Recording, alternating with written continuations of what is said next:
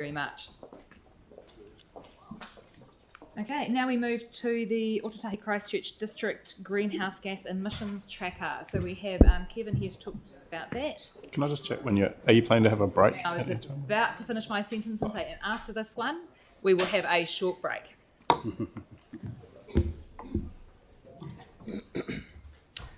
So welcome, and thank you for the work you've been doing on this. It's good to get councillors across it properly and give it some visibility. Thank you. So, and just to update you, this has been a collaboration of a number of teams across council and using expertise to develop this tool. So it's been a very collaborative effort with council staff. So I'll be demonstrating the District Greenhouse Gas Emission Tracker. So it very much allows people to see how the district is tracking across different emission sources, as well as displaying general transport trends. And the tracker's been developed in response to the resolutions made at the 12th of September 2019 council meeting. So up here, if we start looking at the homepage of the tracker, it's got information about the district's greenhouse gas emissions. On the right-hand side there, you can see just some high-level information, and that's from our 2016-17 inventory report for the district. So it just gives a bit of a snapshot of that, but that's our baseline, as you know, on our targets to reduce emissions. So a little bit of information there for those who go to the homepage. If we come down a little bit, the tracker is very much representative of what's currently available with data from electricity and petrol and diesel use that we can get monthly. So it's the data we can get monthly that's available, and that represents about 52.6% of our gross emissions from the district based on that report done back in 2016-17. So it's a significant amount of our emissions. There's a number of emissions that we can't get monthly data on, and we'll continue to look at options there. But this is a big amount of those emissions that we can track. So along the bottom here, it's got some buttons. And just reminding, this is a tool as part of the bigger program of climate change. So you've got the Climate Action Hub. This is within that particular information. So it's a tool to track information for people to have a look at. So if we go along here, the two first ones there, the transport emissions and stationary energy, that's where we actually work out the emissions. So if we go into transport emissions, we're tracking monthly data there. You can see there's some reasons for that, why it went down there. You can guess what that is, or know what that is, but we're tracking it monthly. So that's petrol and diesel for the district use. So, and it's broken down into on-road petrol and diesel use, as well as off-road. And off-road's the sort of movement of machinery and vehicles off-road, like from agriculture, construction and industry. So you see the monthly overall petrol and diesel use there relating to emissions, tonnes of emissions on the left-hand side there. And then you get a breakdown here for that month of on-road, off-road, diesel and petrol use. So that's just clicked on the March data. You can go to the April late when it arrives, but also February and back. So that's petrol and diesel transport use, mobile. And then if we go to stationary energy, and stationary energy is a term used for energy used from electricity and from diesel or petrol and boilers or generators. And as you know, electricity at the moment, it includes gas and coal use as well as hydro, but the emissions come from gas and coal and geothermal energy. There's a bit of emissions comes from that as well. So that's all worked together. The information comes in from Orion for kilowatt hours use monthly, and we also work out the petrol and diesel stationary use. And again, you get the tonnes of carbon emissions equivalent coming along here. And that's, as you know, cyclic if it's winter or summer, up and down. And there's a little breakdown there. But then we move on to transport trends. So you can see, click on that, there's month by month how we're going with patronage on the buses. It's tracking that. go to cycling. This is based on 9 counters since July 2016, how we're going with cycle numbers and counting there. April was just a little hitch on that one. He's all of a sudden gone down, so that'll get fixed today. But you can see how it's tracking. What we want to do, there's probably about 20 counters out there, so the transport team can add that in time when we've got enough information of that. Pure electric registration. So that's battery electric vehicles, how we're going in Christchurch in the district with registration. So it's tracking that. Hard to see with that little side. I'm just going to come along a little bit. There's another one there. Just wondering if our experts up there could click on it for me. Thank you very much. That's transport. If we just go along to traffic volume. I'll just click on that. Excellent, thank you. So that's quite an interesting information. So Transport have got a number of sensors, you're probably well aware, around the city. These sensors are based so many kilometres from the CBD, and it can measure the traffic volume coming from the north, west, east and south. And it's broken down. There's the total amount of traffic volume, but then it's broken down into north, east, west and south. So good competition in there over time. How's each sort of area doing and coming into CBD? But good for evidence base as well, information, as well as those other tabs that I've just clicked on. So it helps us with decisions, tracking how we're going with emissions for decisions here and potential policy, but also for people out there to see how we're tracking against our targets on a monthly basis, really. So that was a quick update. Thanks so much, Kevin. First question from me. I'm just wondering, as this develops, will there be sort of comparisons to previous years developed as it goes on from here? That's kind of the baseline here.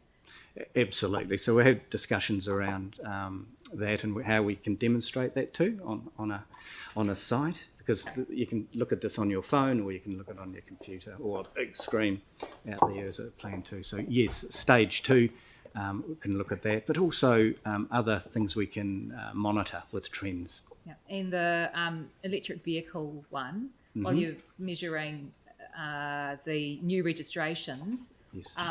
Was there a total registrations on there as well? Because that would be useful to have. No, very good point. And that's what we need to develop in stage 2, so you can actually see total alongside that. Yeah, total would be great. Okay, Pauline, then Yanni, then Andrew. Oh, thank you. Thanks, Kevin. This is great stuff. Just a question about the on the home page of the smart thing, the agricultural emissions. If you could just explain that to me a wee bit better. So this is for the district, so it's not out in the rural sector. So we've obviously got some agriculture in the district, and you're saying it's likely to be overestimated because of the way Statistics New Zealand estimates stock numbers. Can you please just explain that a wee bit? Sure. So when we do the inventory, the work done there, it's based on available data and statistics data when we get a consultant to do that with us. So the way New Zealand Statistics measures the number of sheep and cattle in the Christchurch district isn't seem to be a practical number. So what we need to do is find out through New Zealand Statistics or others in the future, when we do an inventory, to try and get a better figure for that. So New Zealand Statistics figures were used, but they don't relate to Christchurch district very well when we look at that. So that's why we put the rider up there in regards to that particular figure is probably reasonably lower than that. It's something we'll have a look at. But the data we've got available, the consultant who did this back then, it's based on NZ stats. That's all we've got at the moment. So it's been in discussion with the agricultural sector, rightly so, with NZ stats on how that could be better done. So do you have to wait for the next census, or? Yeah, it'll be next time we look at the potential where we're heading, roadmap, etc. We'll be including experts about how we could get a better figure on that, because that's too high. Thank you. A follow-up on that before we move to Yanni. Does that mean that with that 15.4% for agriculture likely to be lower, that the other numbers are likely to be higher. Yes. Yeah. So your transport goes, exactly. Yeah, It's up. that's right. That's what we Okay, suspect. Yanni. Thank you. And that's really cool. And I was just wondering how easy the technology that sits behind it could be used to, for example, with the wastewater air quality monitoring that we're doing, how could we use some of the technology to show clearly people what the results are around what we're measuring there? Because it just seems a really good way for people to be able to look at trends and information in a simple, friendly, easy to understand way. No, that's a good point, and it's something I've talked with Smart Cities and maybe ECAN to look at it, because they obviously monitor the air. Obviously, this is focused on greenhouse gas emissions, but there could be a place. Okay, cool. Can I maybe flag a resolution? I mean, I have put these questions in through the Office of the CE probably a few months ago, but this particular report, right. it's just a receiving information report on okay. on a specific greenhouse. Should I gas do a tracker. notice of motion or something, or what would be the best way to pursue it? I don't think it needs a resolution. Okay. I think that there's enough staff in the room to be able to pick up on that. I have put the questions through several times now, going over several months, that we've got smart cities and we've got a community struggling to understand the impact. And given what we've heard from the deputation this morning, it'd be really cool to see what could be done. Okay, so Lynn's picked up on that, and that someone will get back to you on that, but it's not really a matter for this report. Andrew. Thank you. 2 questions, if I can. Thanks for the report. Thanks for the work that sits behind it. This is great. Some of the statistics are current right up to date. Some are current to the end of March on the tables. One of those that I had a particular interest in is the bus patronage. And I'm guessing the reason that some are more current than others is because of the source of the information. So I guess just some further information around that. And the bus patronage since the half-price fares came in, do we know whether there's been an increase? We've got March there. They came in on April, didn't they, I think? I'm trying to remember. I think we have had information through, I think the media had asked and it was reported that they have increased, but I can't remember what the figure was. We could get that information. Yeah. Though. Yeah. And my second question, so just to drill down into the first... Andrew, hang on a sec. We do have an answer and it's over here. So ECAN data after the first period was a 10% increase, and they were hoping for further increases following the decline of COVID and the uptake in bus patronage as people get back to work and school. Okay. So I think they're intending to release regular updates as we see the impact of the fare. Okay, so signalling interest in that, that's great. My second question is on the agricultural emissions. And you recognise here that there's an issue with the methodology, and we're looking at new methods to measure these agricultural emissions. Where is that at, and when will it make a difference to the way that we report? I think where it's at the moment is we're recognising that NZ stats data is probably not incorrect with numbers.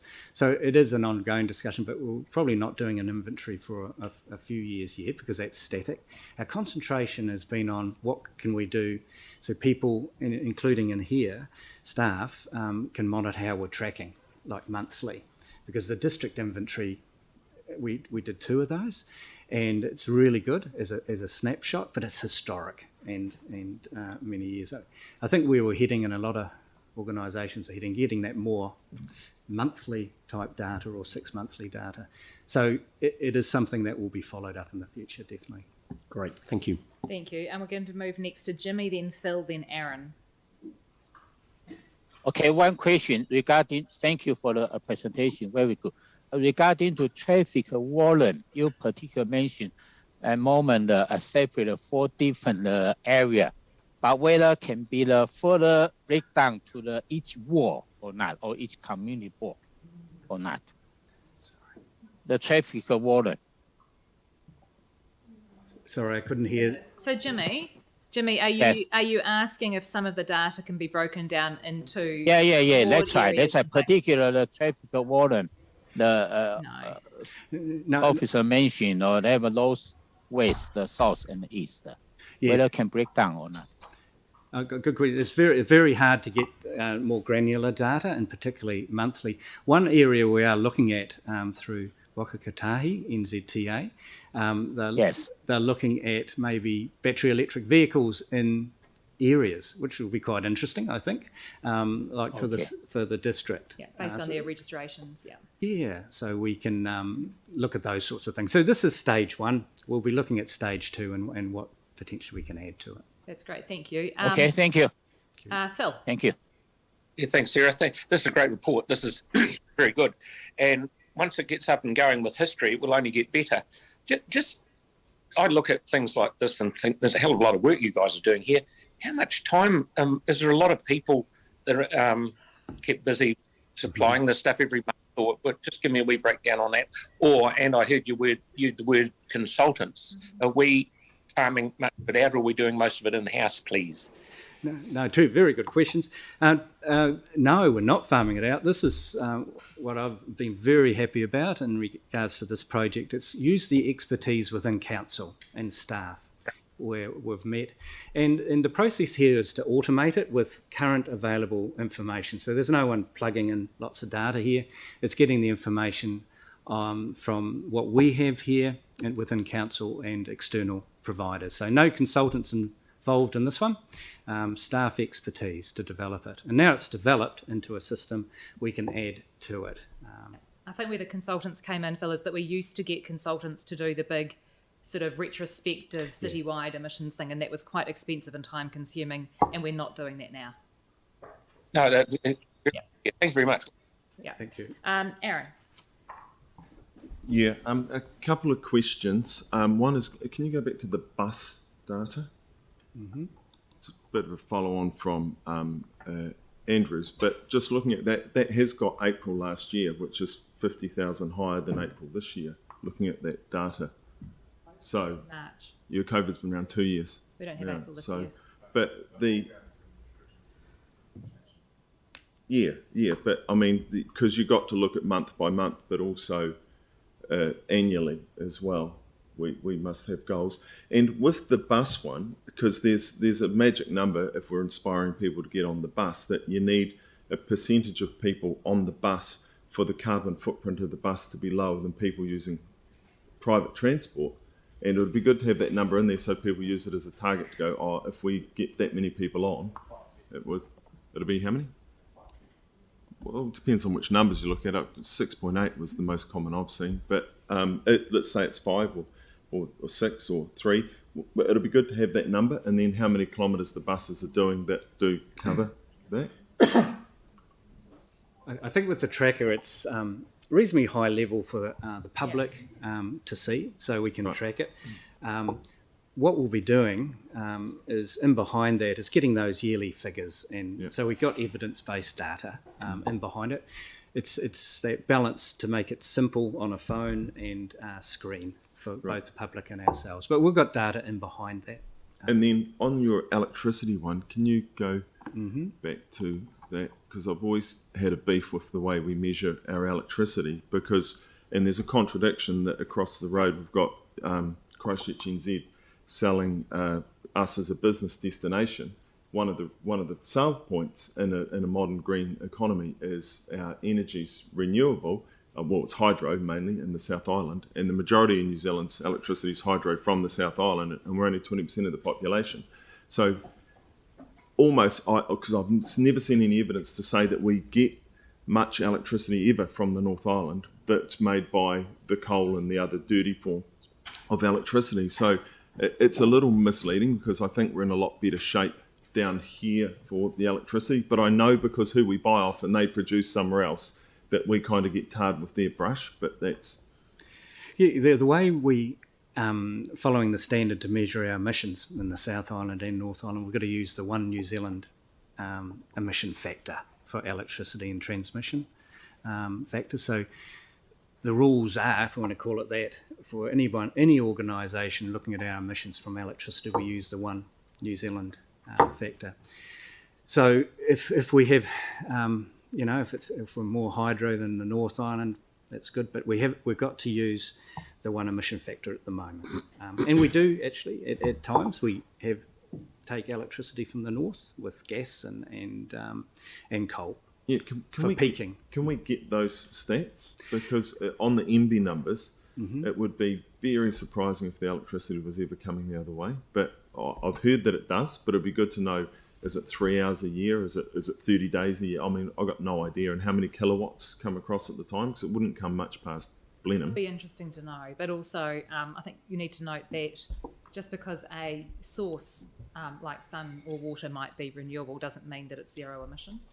And there are emissions in the process of looking getting after it the to lines network, the whole that. thing. Yeah, absolutely. So there is still some emissions. Yanni. Just was one other question I wanted to ask. And again, like really appreciate the different categories. Are we able to measure the aviation emissions that come into the city? Because that's obviously something that's very topical. And I mean, we must be able to get the data. Appreciate it's not within the airport's scope to record those, but They do. I mean, Yeah, they do. yeah, it's scope 3. It's outside the But they do measure it. thing, but they measure it. Yeah. Yeah, sorry, they measure it, but they're not responsible for it. Kerosene for flights is one of the difficult ones, like to get the monthly data. It's quite problematic at the moment. But there's stage 2. There might be a transport trend we might be able to measure. Is the discussions with flights. So we'll just see what's practical. So as rather than the emission side, if we can't get aviation kerosene easily, then there might be some other measures that's suitable to track transport trends. Like we're tracking buses, bikes, electric vehicles. There might be an opportunity to look at flights, for instance. But if the airport's tracking that data, could it not just be put in? Or Well, that's what we can have a discussion. yeah, okay. I think that would be cool if we could. Yeah, thanks. Got Phil then Aaron. Can't hear you, Phil. Sorry, I had my hand up from. Sorry, Sarah. So that's all good. Okay, Aaron. Yeah, so another stat that would be handy to have, especially the transport emissions being the highest, is productive emissions versus recreational or non-productive emissions, like people just driving around, people, a holiday you could call half productive, but someone making food or transporting medicine or whatever is quite a productive emission versus someone going for a joyride or doing burnouts in a paddock on dirt bikes for all afternoon. They must have a different value. Can we measure that? Because if we're pushing behaviour change, that'd be the emissions you'd give up first, I would have thought. Versus, transporting medicine is quite an important one. An ambulance emission would be an important one, a fire truck. I think based on the inventory that was done, 36% of our emissions are from on-road, off-road petrol and diesel use. Yeah. So at that level, there's lots of opportunities to be aware of how we can reduce those emissions. This is a tool. I think this is to help us with the evidence base, and also transport have a specific modelling tool to look at how you can adjust different activities with transport and what's the impact on emissions, which is very valuable for policy use as well. So this is very much a high-level people type tool to see how we're tracking, but there's other databases that can be used for evidence. I haven't heard of that measurement before, how you could break it down into that level, productive and whatnot. But I think there's, as you know, with the government's announcements and their plan, coming back to your earlier question, there's a target by 2030 to be 100% renewable energy. So there's a few targets in there, and there's a few plans in there, and we'll have our own plans in time. So, but winding back, I'm unaware of that sort of measurement. Yeah. Because I think it would be handy. So this is a behaviour change tool, mainly, isn't it? Because it has things like get on the bus, we like to bike, leave your car in the garage. Mm-hmm. So that's its purpose. This tool's very much to have the data there, so anybody can see how we're tracking with emissions, like in the transport and stationary energy area, over 50% of our emissions. So how are we tracking? Are we going up and going down monthly, let alone we need to do that yearly, like it was mentioned? And then how's the transporting trends going alongside that? So our hard targets get the emissions down by half by 2030 for the district. So how are we doing with two key areas of emissions? So that's the focus of the tool. And then just finally, sorry, Sarah, we had a really good presentation this morning on the food waste and the amount of environmental damage that does. It'll be quite good to have those measures in there so as people are collectively being more responsible about that. We see that that's coming down as well because that's methane and stuff. It'll be handy to see that when people are doing good stuff, that as a city, that it's working. You know, good point. And one of the stage 2 or stage 3 areas might be having because waste relates to CO2 emissions. Yeah. What can we track there as a district, practically, monthly? Thank you. Mel?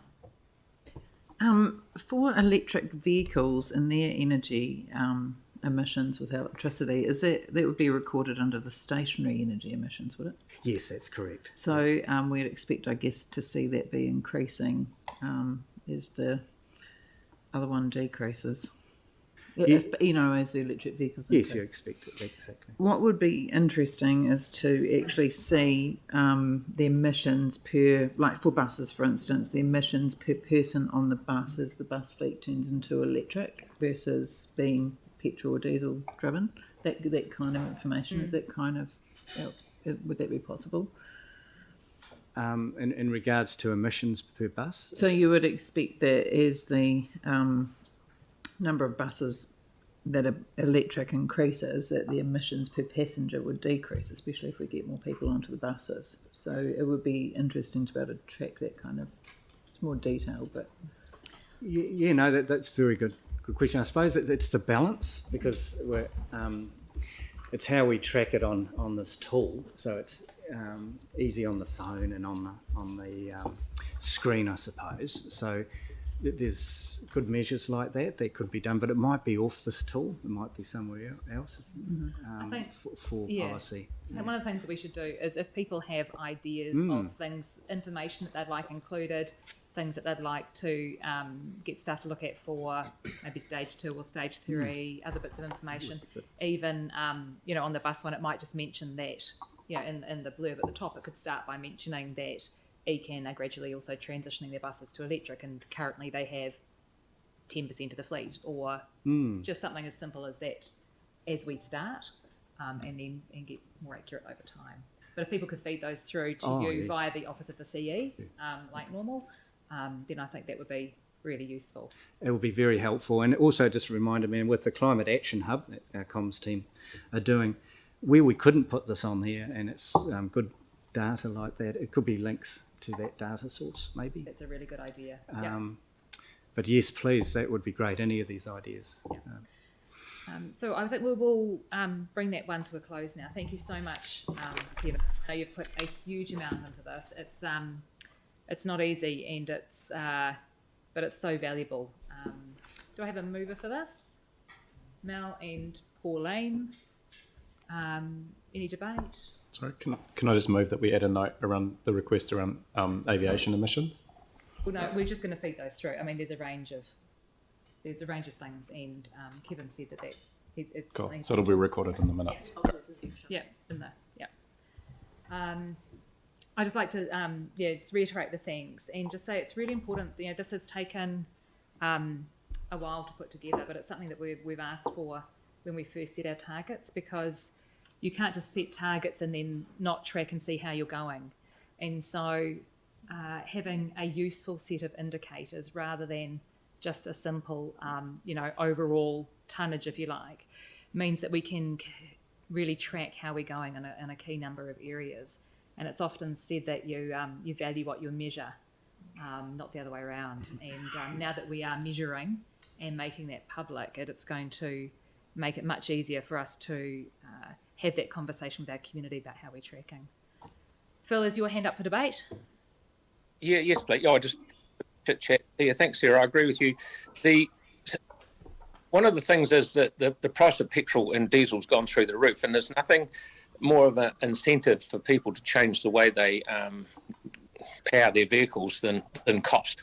I think because I'm hydrogen biased, that there is a hydrogen force coming through, and I did some working out the other day, and almost the worst thing around our city is the little, no, not so little, the delivery trucks dropping off the milk or the pies or the shoes or whatever, it doesn't matter, because they're 14 times worse than a car. So if we can get, now that we've got the tracker and we can look at this, we can see as hydrogen comes in, it's going to be a wee while, but at least we've got a starting point to see, and we can gauge what's happening.